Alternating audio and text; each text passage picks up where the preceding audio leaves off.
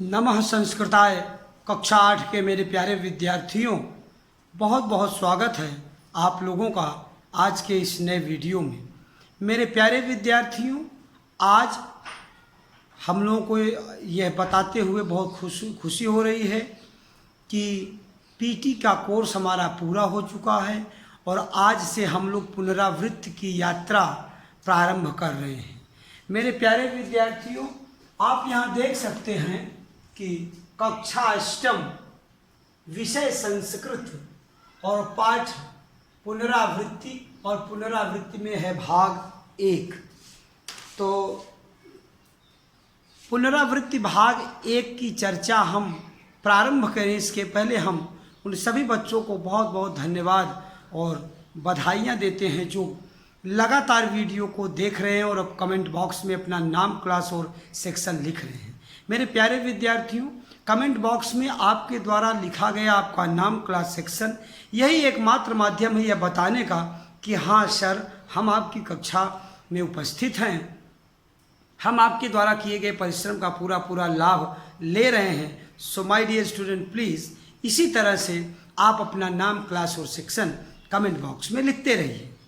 बातें करें पुनरावृत्ति भाग 1 की, तो भाग 1 हमने नाम इसको इसलिए दिया, पाठ के हिसाब से भी पुनरावृत्ति की चर्चा आगे हम लोग करेंगे। पाठ 1 की पुनरावृत्ति, पाठ 2 की पुनरावृत्ति, पाठ 3 की पुनरावृत्ति, इस तरह से हम नीति श्लोका सदाचारा विवेकी सेवकः, यहाँ तक वंदना सहित अगर वंदना पाठ को ले लें, वंदना, नीति श्लोका, सदाचार, विवेकी सेवक, इन 4 पाठों, इन्हीं चारों पाठों का हम लोग अध्ययन करेंगे। तो किया है हम लोगों ने और इन्हीं की पुनरावृत्ति हमें करनी है। अब भाग 1 कहने का मेरा जो तात्पर्य वो आप समझ लीजिए कि आज से हम पुनरावृत्ति प्रारंभ कर रहे हैं। तो बहुत ध्यान से आपको समझना है, एक माइंड सेटअप बनाना है। पुनरावृत्ति का मतलब यही है कि आने वाली परीक्षा में ज़्यादा से ज़्यादा प्यारे बच्चों आप परफॉर्मेंस कर सकें, आप अपनी योग्यता और क्षमता को प्रदर्शित कर सकें। इसलिए हम आपका मार्गदर्शन पुनरावृत्ति के माध्यम से करना चाहते हैं। अगर यहाँ पर देखा जाए किसको, वंदना, एज ए स्टूडेंट अगर मैं ये मानूं, आपकी जगह अगर मैं विद्यार्थी होता और इस तरह से पुनरावृत्ति हमारे अध्यापक कराते और एक माइंड सेटअप जो मेरे मन में बनता परीक्षा को लेकर, क्योंकि अध्ययन अध्यापन का जो अंतिम पैमाना होता है, सही है कि गलत है, कितना अच्छा हम लोग अध्ययन कर रहे हैं, इसका एक प्रमाण होता है परीक्षा में हम परफॉर्मेंस कैसा कर रहे हैं, हमारा परफॉर्मेंस परीक्षा में कैसा है। ये पता चलता है कब, जब परीक्षा हम देते हैं तब उसके अंकों के आधार पर हम मूल्यांकन करते हैं, हाँ हमारा बच्चा कितना अच्छा पढ़ रहा है। तो एज ए स्टूडेंट अगर हम माने तो सबसे पहले जो हमारे पास एक माइंड सेटअप आता है जो सब्जेक्ट को लेकर, सबसे पहले ये आपको माइंड मानना चाहिए कि हम किस सब्जेक्ट की पुनरावृत्ति कर रहे हैं, किस सब्जेक्ट की परीक्षा देने जा रहे हैं। एक चीज़ आपका ध्यान रहे आपको कि पुनरावृत्ति ओरिएंटेड टू एग्जामिनेशन नहीं है मेरे प्यारे विद्यार्थियों, ओरिएंटेड टू योर नॉलेज है, improving your knowledge. We are revising the lessons for improving your knowledge. आपके ज्ञान को बढ़ाने के लिए हम पुनरावृत्ति के माध्यम से आपके बीच उपस्थित हैं। किंतु इस बीच में एग्जामिनेशन का माइंड सेटअप आपका बन जाए, बना रहे, किसी तरह का कोई कन्फ्यूजन न हो कि किस तरह के प्रश्न आ सकते हैं, कैसे, क्या मॉडल हो सकता है, क्या मॉड्यूल हो सकता है, क्या तौर तरीका हो सकता है पत्र का, प्रश्न पत्र का, परीक्षा का, तो माध्यम क्या हो सकता है। इस सब संशय को हम दूर करेंगे और पुनरावृत्ति आपसे प्रारंभ करेंगे। तो सबसे पहले सब्जेक्ट संस्कृत। अब दूसरी बात जो पहला पॉइंट आता है, यहाँ पर हम लोग जैसे एक एक पॉइंट को नोट करते रहे, हमने कहा विषय, तो विषय की बात है कि विषय है हमारा Sanskrit. This is the point number 1। अब दूसरी बात आती है कि यहाँ पर कि संस्कृत की पुस्तक का नाम। अब देखिए, अब ये प्रश्न आपके सामने बनता है, संस्कृत की पुस्तक का नाम, संस्कृत पुस्तक नाम का अस्ति, इस तरह का क्वेश्चन। तो आप कहेंगे संस्कृत, क्या कहेंगे, संस्कृत माधुरी, क्या है, माधुरी, आप कहेंगे संस्कृत माधुरी अब भाग जरूर लिखिएगा, क्योंकि भाग 1, भाग 2, भाग 3, तो इस तरह से यहाँ पर भाग 3 लिखा हुआ है, आप देख सकते हैं। तो यहाँ लिखेंगे भाग 3। ये रिवीजन इस तरह से शुरू हो सकता है। एक अच्छे विद्यार्थी, एक गुड स्टूडेंट, एक बेटर स्टूडेंट बनने के लिए इन पॉइंट्स को आप ध्यान देते रहिए कि क्या चीज़ें आपके पास, किस चीज़ का ज्ञान होना अति आवश्यक है। अब पुस्तक का नाम अगर आपने देख लिया, संस्कृत माधुरी भाग 3 ये है। तो अब आप जब आगे बढ़ते हैं तो सबसे पहले हम देखते हैं कि क्या पाते हैं। वंदना कर रहे हैं बच्चे, वंदना। कोई भी सब्जेक्ट का पेपर होता है, परीक्षा होती है, तो वहाँ जब लिटरेचर की, specially I am talking about literature, Hindi, Sanskrit, आंग्ल भाषा, अंग्रेजी, तो एक बात आती है कि पोएम लिखिए, 4 लाइन का पोएम। तो माइंड सेटअप आपका ये हो जाना चाहिए। हम लिखेंगे कि मूकम करोति वाचालम, क्या लिखेंगे? दूसरा पॉइंट क्या कह रहा है? कह रहा है कि मूकम करोति, गूंगे को क्या कर देते हैं? करोति वाचालम, बहुत बोलने वाला बना देते हैं भगवान की जब कृपा हो जाती है। और कह रहे हैं कि पंगु, क्या कह रहे हैं? पा के बाद अंगा है, क्या है? पंगु। गा में छोटे ऊ की मात्रा, पंगु लंघते गिरिम। जो विकलांग है, पैर का लंगड़ा है, वो पर्वत को पार कर जाता है। कब? जब ईश्वर की कृपा होती है तब। तो फिर कह रहे हैं यत कृपा तम हम वंदे, यत कृपा तम हम वंदे, यत कृपा तम हम वंदे परमानंद माधवम। बोलो परमानंद माधवम।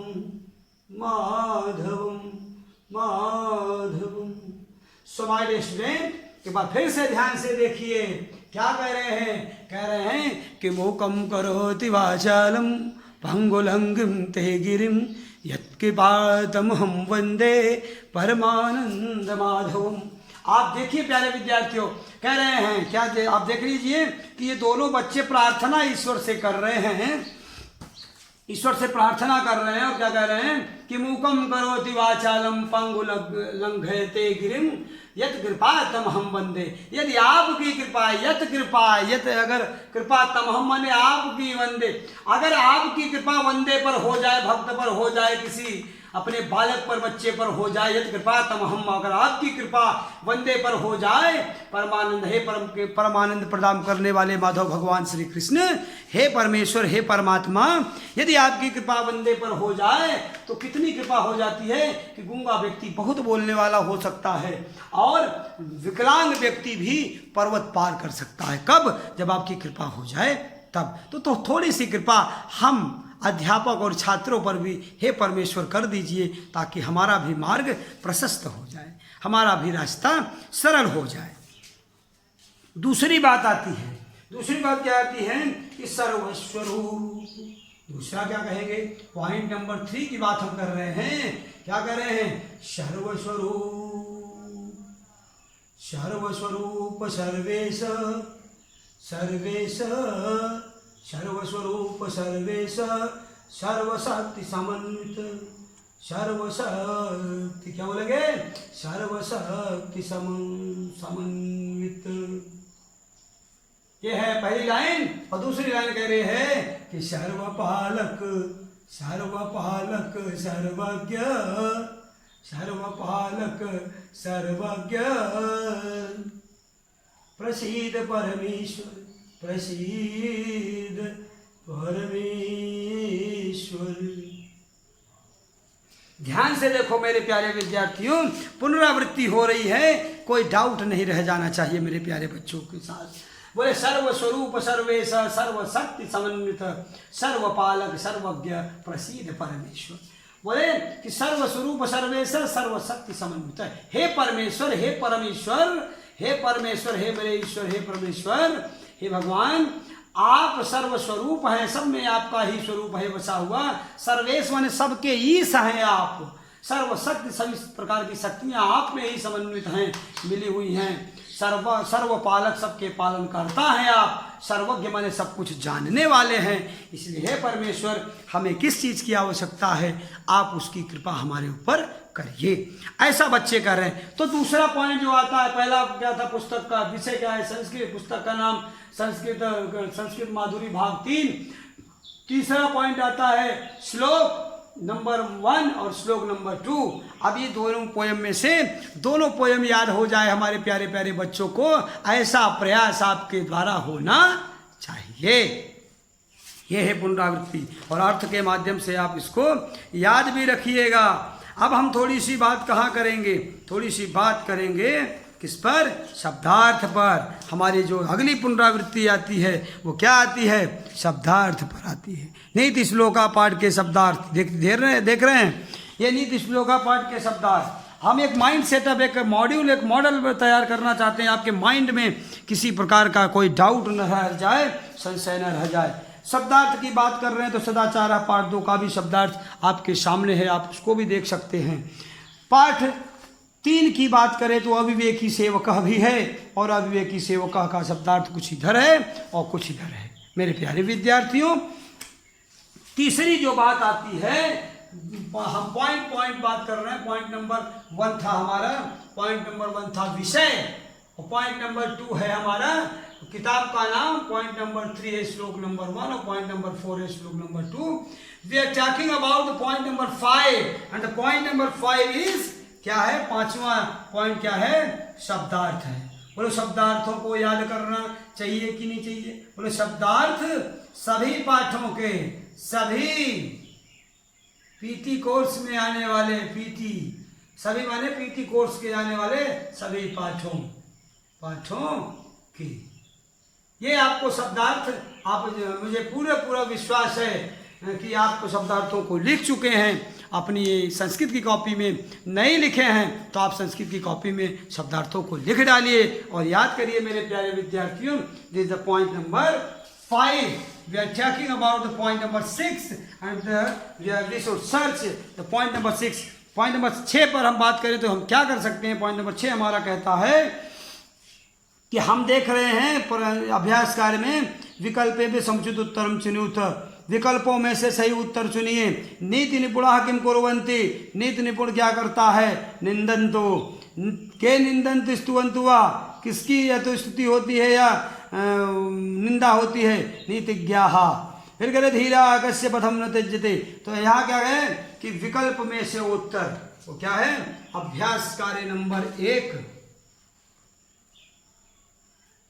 क्या कहेंगे, बहु विकल्पीय प्रकार के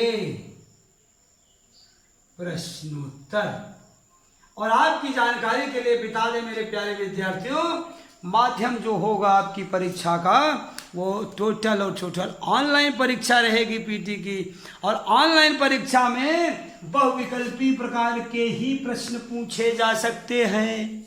डिस्क्रिप्टिव प्रश्न अगर हम पूछते हैं, व्याख्यायित प्रश्न पूछते हैं, तो you are not able to give the answer this type of question.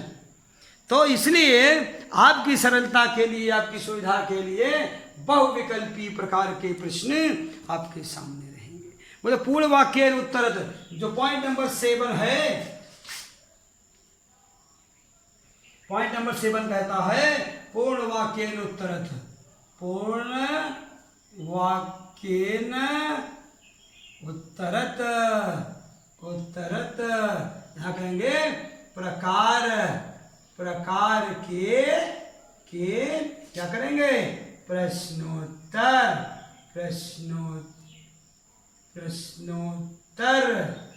याद करेंगे आप लोग। ये पॉइंट नंबर 7 था ये, और हम लोग बात कर रहे हैं पॉइंट नंबर 8 की। देखते हैं कि पॉइंट नंबर 8 हमें क्या कहता है।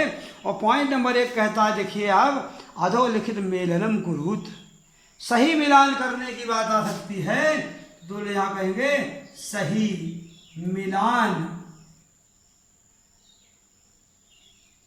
प्रकार के प्रश्न।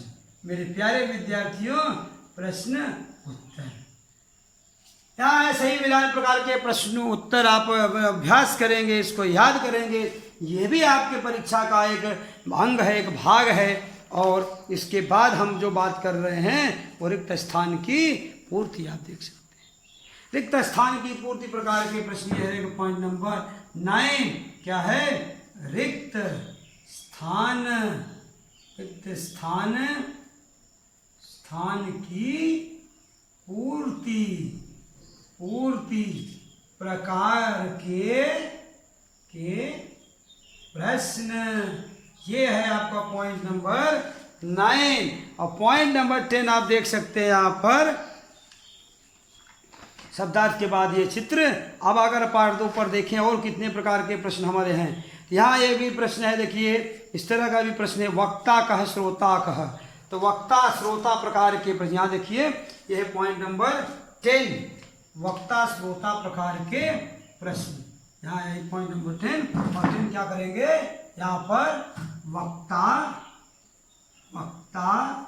श्रोता प्रकार के प्रश्नोत्तर। इनका भी आप घर पर अपने बैठकर बहुत अच्छे से अभ्यास करते रहेंगे। आगे देखते हैं, वक्ता श्रोता प्रकार के प्रश्न यहाँ हो गए। उसके बाद में क्या कोई और प्रकार का प्रश्न है क्या? मेल करने वाले प्रश्न आप लिख ही ले। सही मिलान प्रकार के प्रश्न ये आपको करना ही है। यहाँ देखिए और क्या कोई नई प्रकार का प्रश्न और कुछ मिलता है? यहाँ भी रिक्त स्थान की पूर्ति भी हो गया। ये क्रम सही करने के ये जो है ये भी एक प्रकार का प्रश्न है।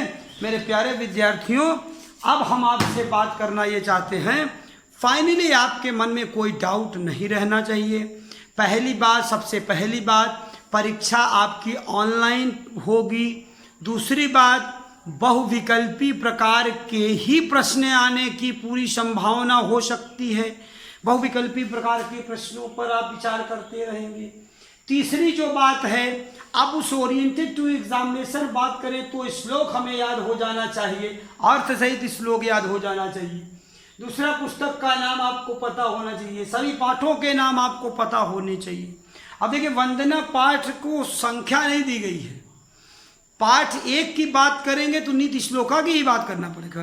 पाठ 2 की बात करेंगे सदाचारा की ही बात करेंगे। पाठ 3 की बात करेंगे अविवेकी सेवका की ही बात करेंगे। अगर कोई आपसे पूछे कि पाठ 1 का नाम बताइए तो क्या आप वंदना पाठ का नाम लें?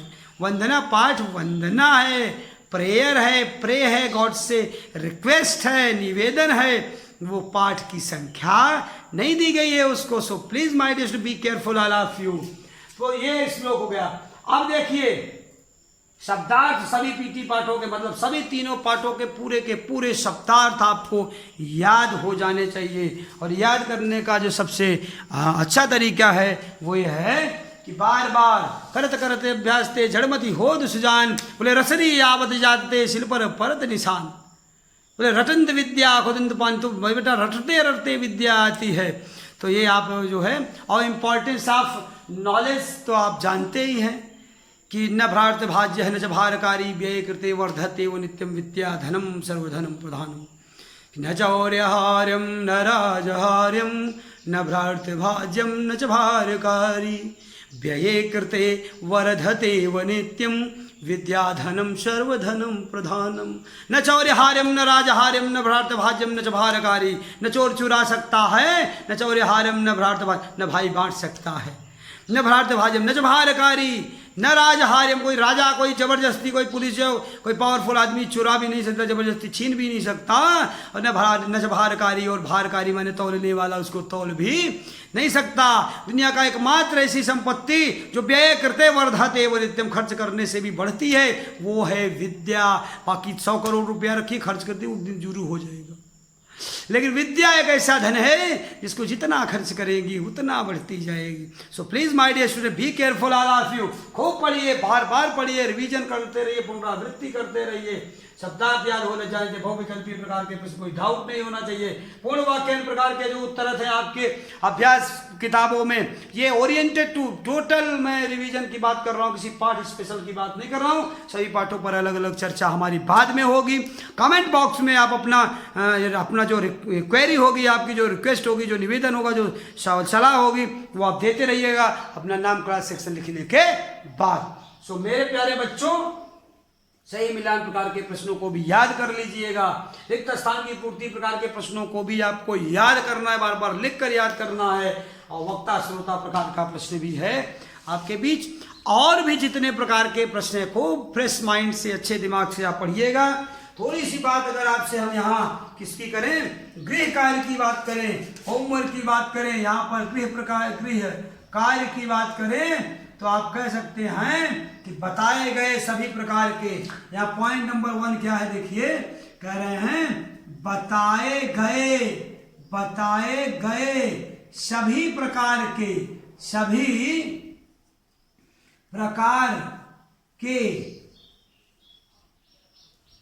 प्रश्नोत्तरों तथा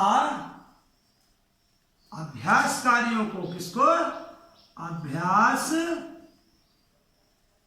कार्यों को अपनी कॉपी में लिखकर, कहाँ लिखकर, अपनी कॉपी में लिखकर याद